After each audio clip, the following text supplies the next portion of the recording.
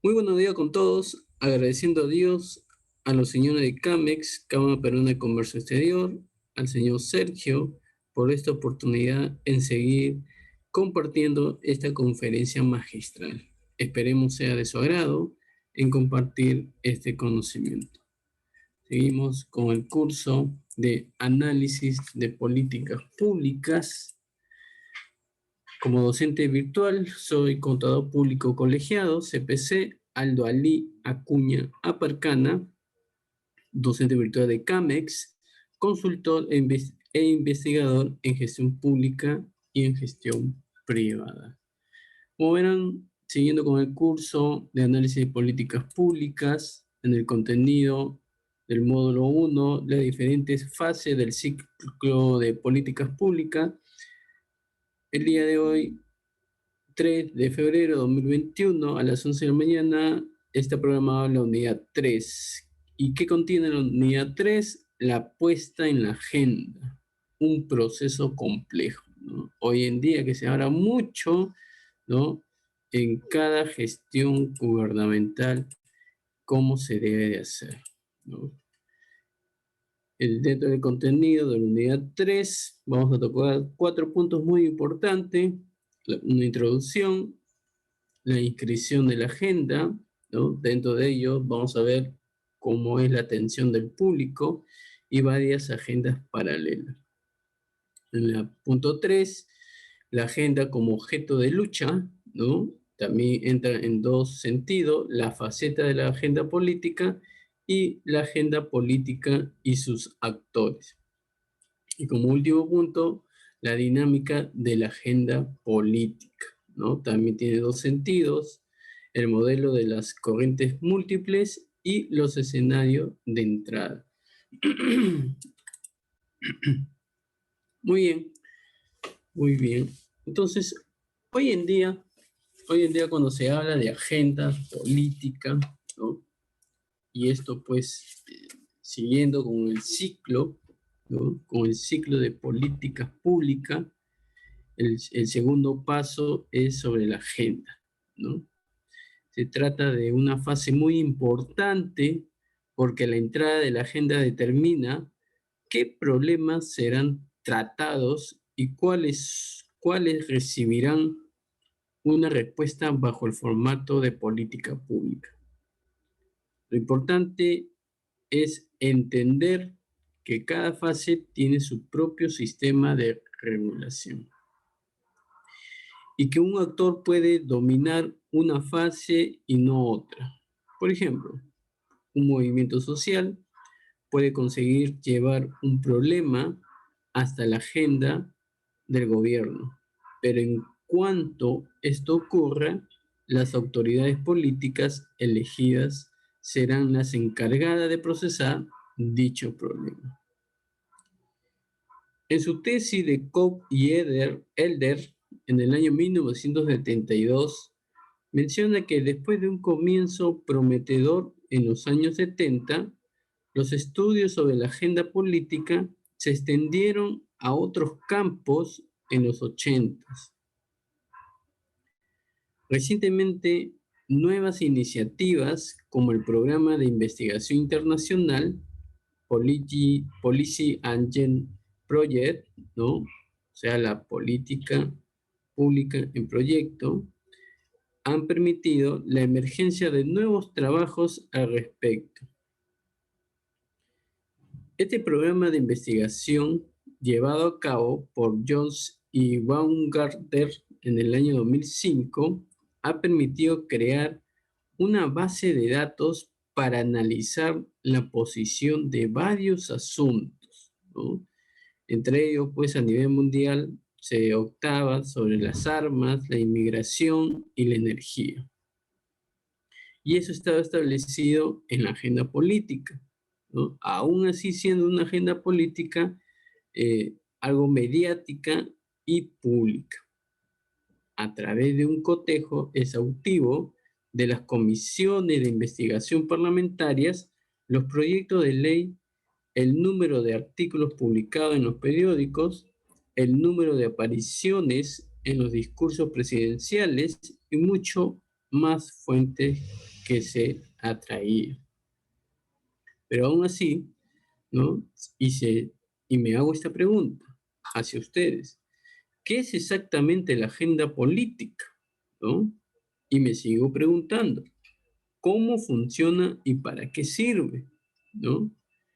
Entonces, con todas estas preguntas, ¿no? En esta unidad 3, ¿no? Vamos a examinar, ¿no? Primero la dinámica de la atención pública en cuanto a los problemas políticos, antes de explorar la naturaleza y la dinámica de la agenda política.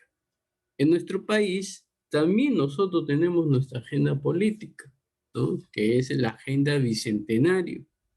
La agenda que está, digamos, en conmemoración del bicentenario de la independencia del Perú. Es el plan de acciones descentralizadas, participativas e inclusivas, que tiene como objetivo posicionar la conmemoración del bicentenario de la independencia del Perú.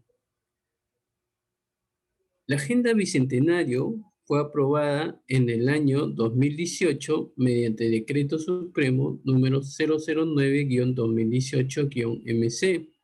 Sin embargo, a raíz de la emergencia sanitaria provocada por este bicho en el Perú, el 2 de octubre del 2020 fue aprobada mediante el Decreto Supremo número 159-2020-PCM, donde determina la actualización de la agenda de conmemoración del Bicentenario de la Independencia del Perú. Su aspiración es dejar un legado institucional para el fortalecimiento de la democracia, infraestructura emblemática que cuadriplica la inversión anual en la ciudadanía, la recuperación de espacios públicos y una conmemoración centrada en el fortalecimiento de la identidad nacional que tanta falta hace. La memoria histórica y valores de una nueva ciudadanía de cara a su tercer ciclo de vida republicana. La Agenda Bicentenario incluye actividades hasta el 2024, año que se conmemora los 200 años de la Batalla de Junín y Ayacucho, que consolidaron la independencia del Perú y convocan a los 19 sectores del Poder Ejecutivo, 26 comisiones regionales bicentenario, a la Comisión Bicentenario del Congreso de la República, organizaciones de la sociedad civil, empresas privadas, gestores culturales, embajadas y cooperación internacional, academia y universidades, así como medios de comunicación y también a la ciudadanía. Pero vamos a darle con más énfasis cómo se prepara, se realiza, vamos a explorar en sí la naturaleza y la dinámica de esta agenda política. La inscripción en la agenda. Vamos a ver dos aspectos, la atención del público y varias agendas paralelas. Pero en sí, cuando me hablan de la inscripción en la agenda, aunque se trate de un objeto ficticio, ¿no? Es importante imaginarse la agenda política como una lista, ¿no? Como una lista en la que los asuntos aterrizan después de un largo proceso de politización. O sea, esa sería la respuesta de esta pregunta, ¿no? ¿Qué es exactamente la agenda política? La agenda política, repito, como una lista en la que los asuntos aterrizan después de un largo proceso de politización, tal y como se ha repetido en varias veces. Aún así, con ese concepto, ¿no? Hay infinidades, ¿no? De tipo de conceptos de agendas políticas, pero este es el que se acierta más, ¿no?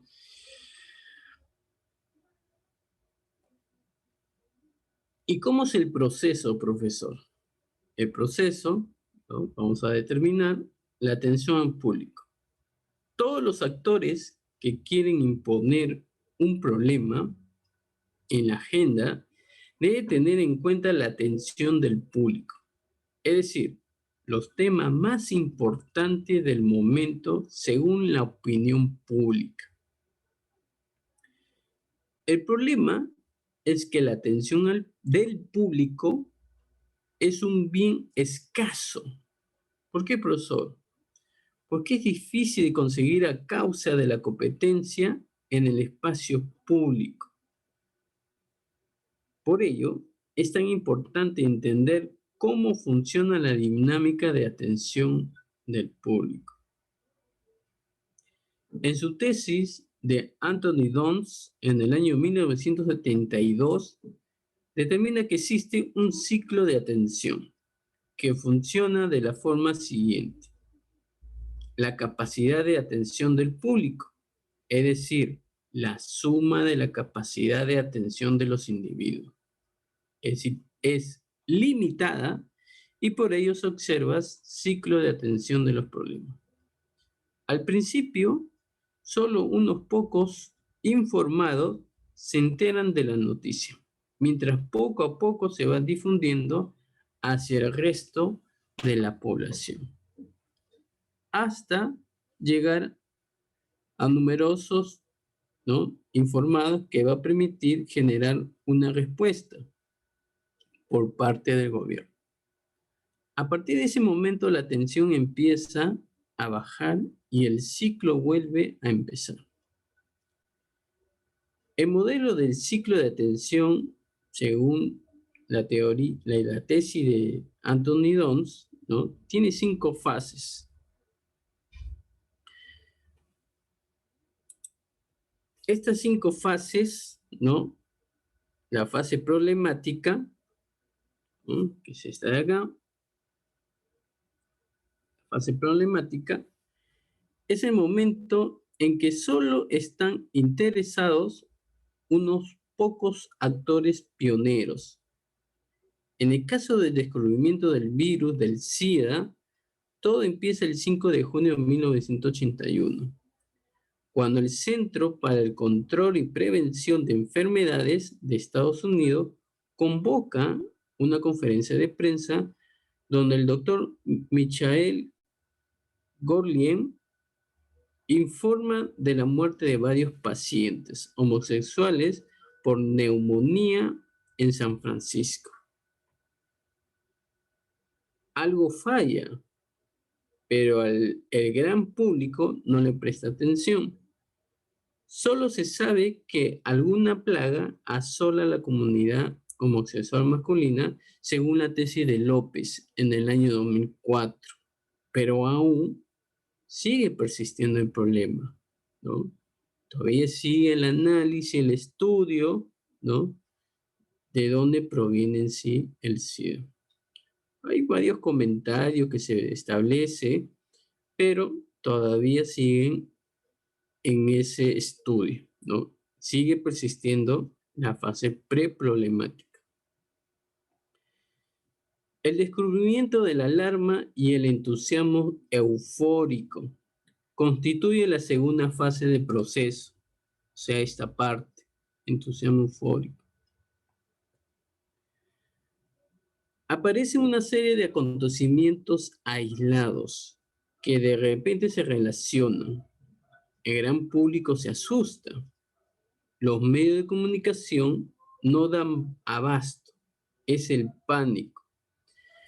En el caso del SIDA, vamos al tema de ello, 2 científicos franceses, Francois Barré-Sinoisi y Luc Montagnier, ¿no?, del Instituto Pasteur, consiguen aislar el virus en el año 1984. Todas las muertes sospechosas cobran una nueva dimensión, ya que por fin se descubre que son casos relacionados entre sí. En el año 1986 se bautiza oficialmente el virus de SIDA como el VIH, o sea, el virus de inmunodeficiencia humana. El problema tiene nombre y apellido. Además, se descubre que el SIDA no solo es una enfermedad de homosexuales, sino que puede infectar a heterosexuales también. La percepción del riesgo se amplía a toda la población, cunde el pánico y los bulos se multiplican. Por ejemplo, que el virus se transmite a través de un simple abrazo, ¿no? Que también sigue teniendo euforia sobre, ya no solo en, en una sola de homosexuales, sino también en los heterosexuales y demás, ¿no? Y eh, demás situaciones de personas, ¿no? Entre hombre y mujer, mujer, mujer, ¿no? Y así sucesivamente. Estamos haciendo un caso así en lo real para que ustedes vean cómo es el ciclo de atención del público, ¿no? En una agenda. Una tercera fase aparece con la realización del coste que supondría un progreso significante, que es este de acá, ¿no? Y mira cómo estás subido esta información. Ese es el punto de inflexión. Inflexión. ¿Qué quiere decir con esto? Mientras se piensa que el problema es grave, también se generan soluciones o intentos de soluciones. Pero en cuanto el público se da cuenta de todos los esfuerzos que implica solucionar el problema, entonces su atención empieza a decaer. En el caso del SIDA, durante mucho tiempo se culpó a los homosexuales y varias campañas de grupos ultraconservadores aprovecharon esta coyuntura para estigmatizar su modo de vida, ¿no? Depravado y antinatural, ¿no? Según la tesis de Ferne en el año 2008. Hacia el final de los años 80, el público entiende que solucionar este problema va a requerir mucho dinero, tiempo y dedicación. Y empieza a tambalearse la atención del público. Vamos a la siguiente fase. La cuarta fase del modelo ilustra precisamente el declive gradual del interés público interno, ¿no? Esta parte. Ya aparecen nuevos problemas, quizá más fáciles de resolver y posibles soluciones. La atención del público empieza a bajar gradualmente. El SIDA, seguimos con el caso del SIDA, parece tener solución. Prevención, ¿no? A través de condones, agujas limpias, ¿no? Y todo lo que se puede ser usado durante la prevención. Ayuda al desarrollo, ¿no? Alfabetización en África, conciencia de los riesgos, ¿no? Para poder informar lo correcto. Y curas paliativas, ¿no? Que todavía sigue siendo, ¿no? En forma de investigar. Todo ello requiere dinero y esfuerzo de concienciación. Y además no tiene nada espectacular para la mayor parte del público. Ya no se trata de un problema relevante, aunque todavía no exista ninguna vacuna. La fase post-problemática, ¿no? Esta de acá, la quinta fase, ¿no? Se abre cuando la tensión ha decaído significativamente, ¿no? Esta parte de acá. La tensión no baja necesariamente porque se haya encontrado una solución, todo lo contrario. Esta bajada de la tensión suele ocurrir cuando aparece otro asunto más novedoso, por aburrimiento o bien por saturación. Volviendo al caso del SIDA, los centros de investigación y los programas de concienciación creados durante los años 80 y 90 siguen en pie. De vez en cuando aparecen en los medios de comunicación cuando se realiza un hallazgo importante o para presentar un informe de la situación de los infectados en el mundo, pero poco más, tanto así que desde el final de los 90 se observa un ligero repunte de la enfermedad en los países occidentales. Un fenómeno conocido como relaxe que se plasma a través de prácticas arriesgadas debidas en parte a la creencia equivocada de que el SIDA es hoy en día una enfermedad controlada. Miren cómo este ciclo de atención público permite, ¿no?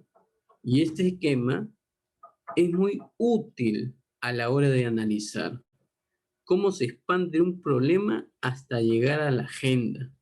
Sin embargo, tiene que ser matizado, tal y como lo señala en su tesis Guy Peters, ¿no? Y Brian Hubbard, que menciona que caso hay que mezclar la atención del público con la actividad gubernamental, ¿no? En el año 1985. El gobierno no es un actor pasivo que está dando respuesta a los problemas públicos de forma constante. El público puede estar atento a un problema y la realidad puede ser que el gobierno ya lo esté tratando desde hace varios años con éxito. El problema puede ser gravísimo y estar aquel totalmente desbordado sin que por ello le interese al público. En resumidas cuentas, la atención del público y la actividad gubernamental suelen ser dos ritmos diferentes, ¿no? Mire cómo me permite este esquema tomar, ¿no? Un análisis político y luego transciende a la agenda. Varias agendas paralelas.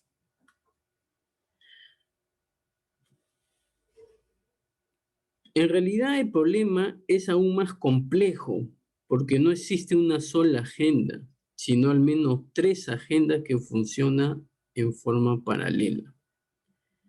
En todas las agendas relacionadas, pero cada una funciona según sus propias reglas, sin que haya necesariamente una relación clara entre las dinámicas de cada una de ellas. La tesis que menciona McCombs y Su en el año 1995 menciona que la agenda pública agrupa los temas más relevantes para el público. No se trata de simples asuntos sociales, sino que son auténticos problemas políticos fabricados y etiquetados por grupos concretos en el espacio público y esperando conseguir una respuesta gubernamental. Al igual que en la teoría de Dance, ¿no? Hay que tener en cuenta que la atención del público es limitada y que su interés por un tema no siempre refleja la realidad de ese asunto.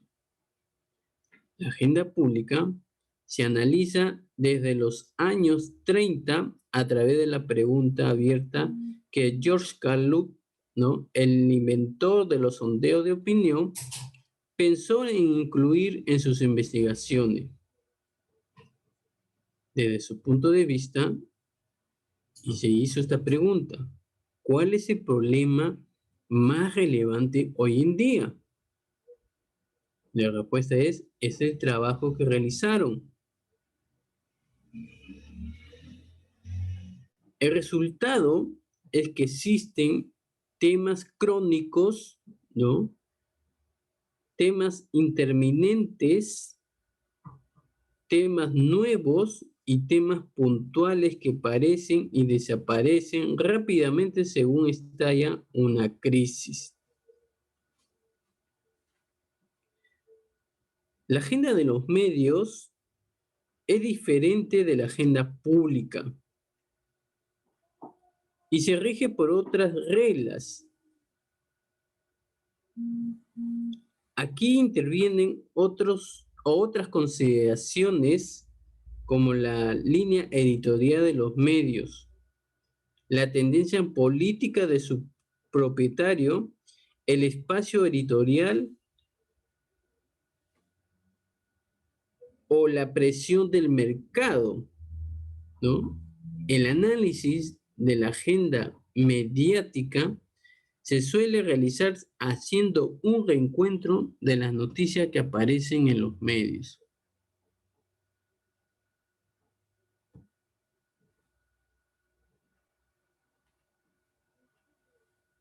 En cambio, la agenda política es la que determina en gran medida qué políticas públicas genera un gobierno. Existen varias formas de trabajar sobre la agenda política.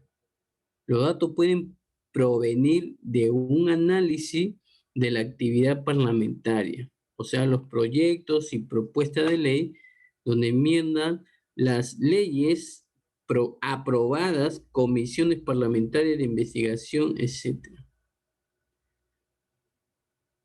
Pero la actividad parlamentaria también determina de la variación del presupuesto gubernamental, de las decisiones del Tribunal Constitucional o bien de los programas electorales. Esta variedad de datos reflejan los diferentes aspectos relevantes de la agenda política. El apartado siguiente trata de estos asuntos.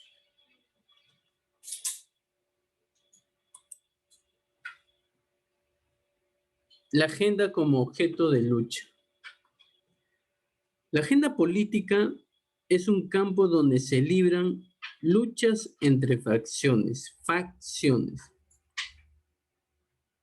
Así lo determina en su tesis Hermes Schneider en el año 1960. En su libro The Semi-Sovereign People, el acceso a la agenda es asimétrico. Las élites sociales, políticas y económicas tienen muchas más facilidades a la hora de incluir y excluir de la agenda los asuntos que les conviene y los que no.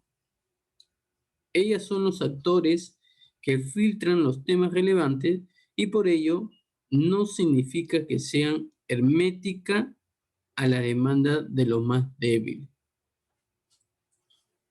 Vamos a ver la faceta de la agenda política y la agenda política y sus actores.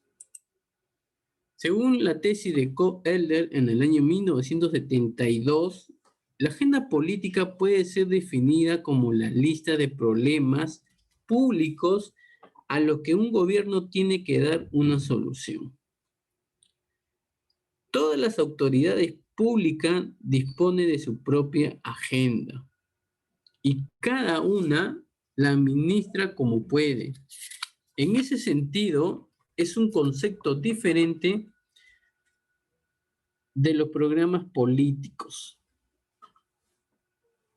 La agenda va más lejos ya que se trata de un espacio institucional que se rige por un mecanismo de filtros y que dejan pasar algunos asuntos problemáticos considerados como relevantes y otros no.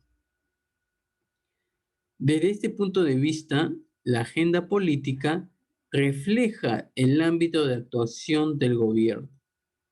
Existen varios tipos de agendas políticas en función de la naturaleza de los problemas que llegan. El primero es la agenda institucional. Allí aterrizan todos los problemas que estructuralmente forman parte de las competencias de un gobierno. No suele generar ningún debate al respecto, pero sí se trata de asuntos gubernamentales por naturaleza y se da por hecho que el gobierno tiene que darles una respuesta. El segundo es la agenda coyuntural. En esta segunda cesta llegan los problemas que no son competencia exclusiva del gobierno, pero que por alguna razón han crecido hasta requerir una respuesta gubernamental. La violencia de género, la creación asistida, la obesidad infantil son todos asuntos del ámbito privado que han sido promovidos por un colectivo hasta llegar a convertirse en problemas públicos que requieren algún tipo de regulación. En cambio, la agenda política y sus actores, se ha dicho, ¿no? Diferentes informaciones de que los problemas considerados como relevantes llevan o llegaban a la agenda política después de pasar por las manos de intermediarios. Y se sigue haciendo esta pregunta, ¿pero quiénes son los actores de este proceso? Estricto sensu, ¿no? Este estricto sensu son todos los actores que actúan de forma intencionada o no para obligar al gobierno que trate un problema público. Y eso está en la teoría o en la tesis de Schormaker y Resix en el año 1991. Entre los primeros figuran los burócratas, cuyo poder de presión dentro del sistema político puede conseguir imponer un tema en la agenda. Por ejemplo, la era de Meiji, ¿no? En Japón empezó bajo la presión de los consejeros del joven emperador. Esta revolución interna permitió a Japón abandonar el sistema feudal y convertirse en un estado centralizado y preindustrial. Los científicos y sus descubrimientos científicos también pueden hacer entrar un problema en la agenda. Es el caso de los estudios sobre el efecto cancerígeno del tabaco, que a partir de los años 70 permitieron la organización de macrojuicios contra las tabacaleras norteamericanas. Y desde ese entonces, la prevención está a la orden del día en todos los países occidentales. Los propios políticos imponen temas en la agenda de forma deliberada. Fue el caso del presidente de la República Francesa, Nicolas Sarkozy, en el año 2007, con el tema de la inseguridad ciudadana en las grandes ciudades. Como es ministro del Interior, este político gozaba de una cierta experiencia en materia de represión de la violencia callejera. Y al enfocar la campaña presidencial sobre ese punto, este candidato se aseguraba tener argumentos electorales frente a su contrincante. Un grupo de presión son suficiente dinero puede pagar la campaña de promoción de un asunto hasta que el gobierno lo tome en cuenta.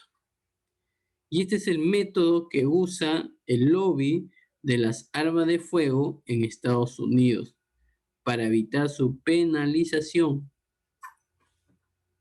La información difundida por prensa, radio, televisión e internet a través de las redes sociales constituye efectivas campañas de promoción en un país donde la peligrosidad de las armas de fuego ha sido demostrada sobradamente después de la matanza de Columbine en 1999. Los movimientos sociales pueden ser un actor potente a la hora de establecer la agenda, aunque no disponga siempre de un acceso abierto a las instituciones representativas. Los movimientos sociales cuentan con la fuerza de un colectivo numeroso, y ese es el caso del movimiento del 15M en España, que estuvo presionando mediante manifestaciones de happenings, peticiones y golpes mediáticos para captar la atención de los medios y del gobierno. Obviamente hay más a nivel mundial y en el Perú también lo hay, ¿no? Diferentes movimientos sociales, ¿no? De acuerdo a lo que están reclamando. Los periodistas son un colectivo con cierto poder sobre la agenda. Ocupan un papel específico, ya que en un mundo tan mediatizado como el actual, los medios de comunicación ejercen una presión decisiva sobre la agenda. En gran medida actúan como intermediarios de la noticia que ocurre.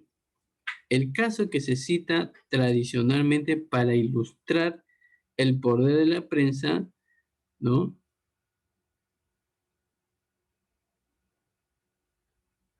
Y ese es el caso de Bob Woodward y Carl Bernstein, ambos periodistas en esta prensa de Washington Post, que en 1972 consiguieron que se iniciara un proceso de impeachment contra el presidente Nixon a raíz del caso Watergate.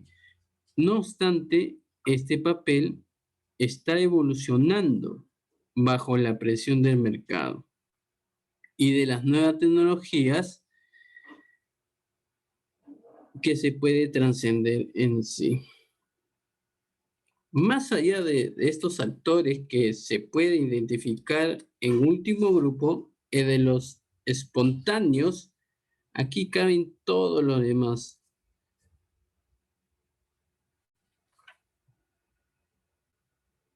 Aunque estuvieran en diferentes formas y si persisten cambios institucionales, también determina que dentro de la agenda, ¿no? Puede ser partícipes, pero con buen sentido y con buen criterio para poder establecer, ¿no? Todos los puntos que se puede reclamar. La dinámica de la agenda política. Según la tesis de Charles Schneider en el año 1960, la definición de soluciones alternativas es el instrumento supremo del poder. Ojo y oído. La definición de soluciones alternativas es el instrumento supremo del poder. En otras palabras, los actores que consiguen hacer entrar un asunto en la agenda tienen una clara ventaja en el proceso de toma de decisiones. Es lo que se suele llamar proceso de expansión de un asunto. Existen varios modelos y enfoques que permiten entender las dinámicas de difusión de un asunto en la agenda gubernamental. No obstante, el modelo de Kindo es uno de los más famosos por su sencillez y su capacidad heurística. Vamos a ver este famoso modelo de Kindo. Es ese famoso modelo de Kindo. El modelo de las corrientes múltiples. El modelo de agenda setting propuesto por John Kingdon en el año 1984 no es el único disponible. Sin embargo, ha sido tan eh, arrollador que en el artículo de 2003 por Peter John, en el año 2003, se preguntaba si podía haber vida después de la teoría de Kingdon. Kingdon se pregunta por qué algunos temas entran en la agenda política y otros no. Y su pregunta es sencilla. ¿Es normal que se hable de las fugas de radiaciones nucleares en Fukushima a raíz del tsunami de marzo 2011? Es un problema muy urgente de salud pública y de seguridad nacional, pero hay otros temas importantes que podrían estar en la agenda y que sin embargo no están en ella. Por ejemplo, la violencia sobre las mujeres es un tema candente casi únicamente en España, en Francia, Alemania o el Reino Unido, no aparece en la agenda gubernamental. Repito, el problema lo persiste en España, pero en Francia, Alemania o el Reino Unido no aparece en la agenda gubernamental. ¿Por qué? Porque Kingdon intenta encontrar el mecanismo que explica estas dinámicas. Según Kingdon, el principio de cualquier problema político está la sopa primitiva, es decir, un caldo de cultivo donde cada actor, ¿no?, propone sus ideas, sus objetivos, sus proyectos y los temas que le parecen importantes. Y esto se trata de un batiburillo donde se mezclan la violencia de género, el precio de la gasolina, las energías renovables o la asignatura de educación para la ciudadanía. Para que se pase de esta sopa a un programa gubernamental estructurado, es necesario la reunión de tres corrientes, repito, de la reunión de tres corrientes diferentes pero complementarias, como lo ven ahí en la imagen. La primera es la corriente de problemas. Es esa de acá, problems. Tal y como se especifica en el capítulo precedente, para que un asunto se transforme en política pública, es necesario que alguien lo convierta en problema público, claramente identificado. Sin ese proceso de problematización, el asunto nunca generará propuestas de resolución alternativas. Siempre que se realice de intervenir un razonamiento causal que pueda demostrar y convencer a la mayoría que tal asunto es problemático y que se debe a unas causas humanas. La segunda es la corriente de las políticas públicas. Se está acá. Quinto, no cree que los políticos actúen de forma racional buscando una solución específica para cada problema, sino que van recogiendo las soluciones a su alcance y que no duden en reciclar viejas soluciones para enfrentarse a nuevos retos. Esta corriente existen numerosos actores que luchan para imponer su propia solución. Por ejemplo, para luchar contra la contaminación. Y si hasta te pregunta, ¿hay que dejar de utilizar el coche? ¿Intentar fabricar coches menos contaminantes o no hacer nada? Aquí cada uno propone una solución, ya prefabricada que encaje con sus intereses. La corriente de la política, ¿no? Es la tercera corriente del modelo. Y esto se refiere, esto de acá, política, y esto se refiere a los eventos políticos que pueden influir sobre la agenda. Y esta corriente determina en gran medida el espacio público, que pueda permitir el auge de un asunto en un momento determinado.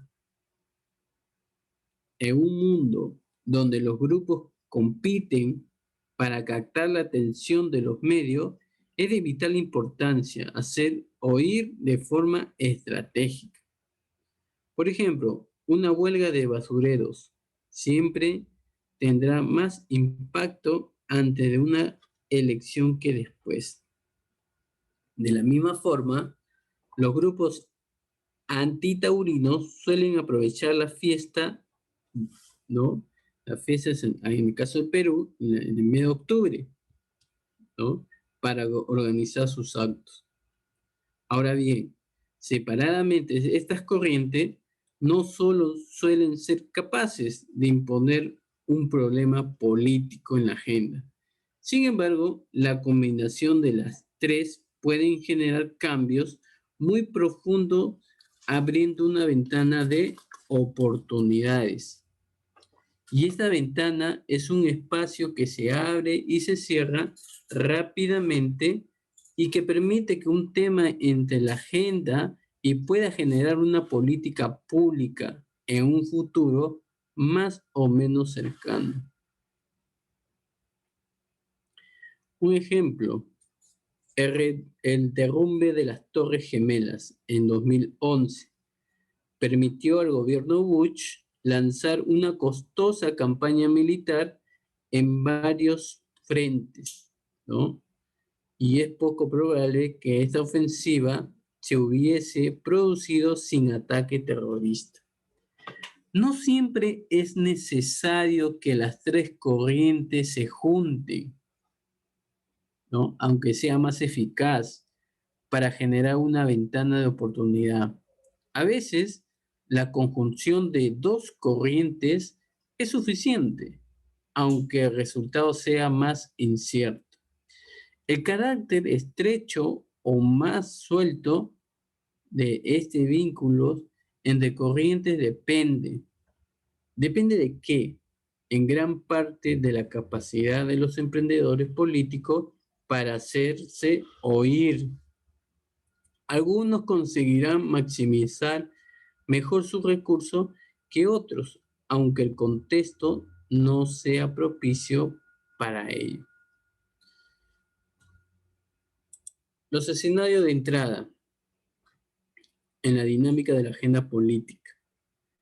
El modelo de las corrientes de Quinto es una buena sistematización de los procesos que tiene que ocurrir para que un tema entre la agenda política.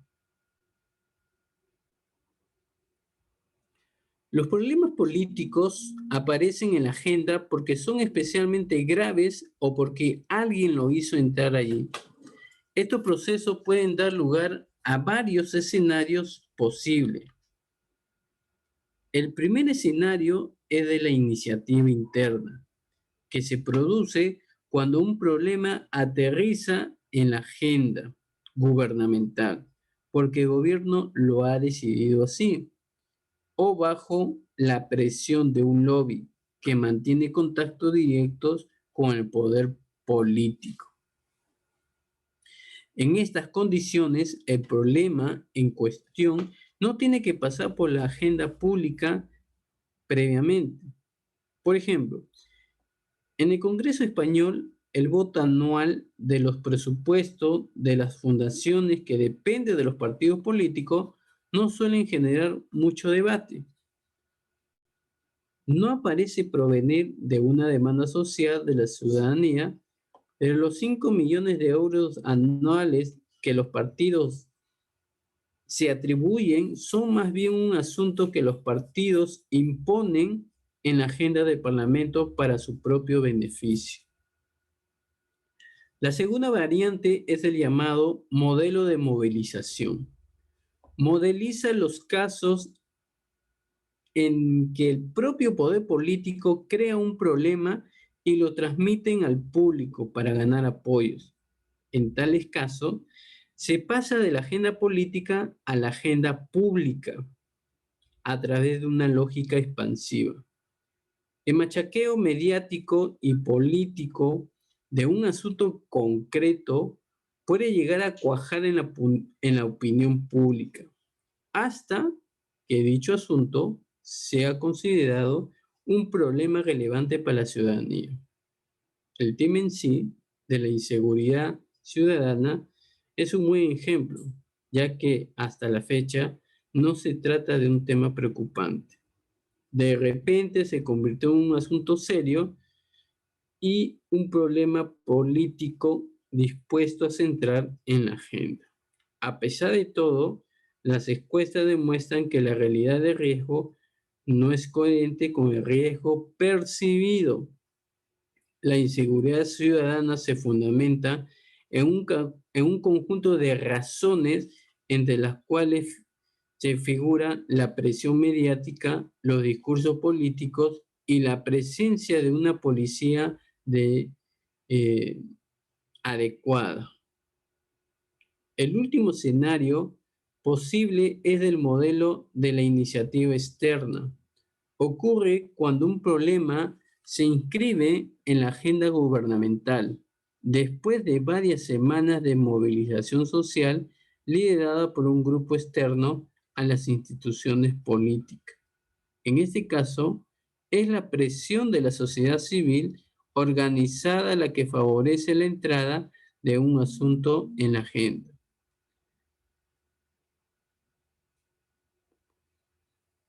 Puede ser el caso del matrimonio entre personas del mismo sexo, ¿no? Y esto da como una respuesta a la demanda de varios colectivos homosexuales. Pero a la fecha, a nivel mundial, de acuerdo en los países que pueden establecer su normatividad. En el Perú todavía no lo hace porque todavía hay personas que solo aceptan hombres y mujeres por el respeto de la familia y por respeto a Dios. Y dejo esta frase: tengo una agenda política, es tener el menor número de normas como sea posible. Dan Quayle. Muchas gracias Cames, muchas gracias Sergio y a cada uno de los participantes. Muy buenos días. Que Dios me lo bendiga.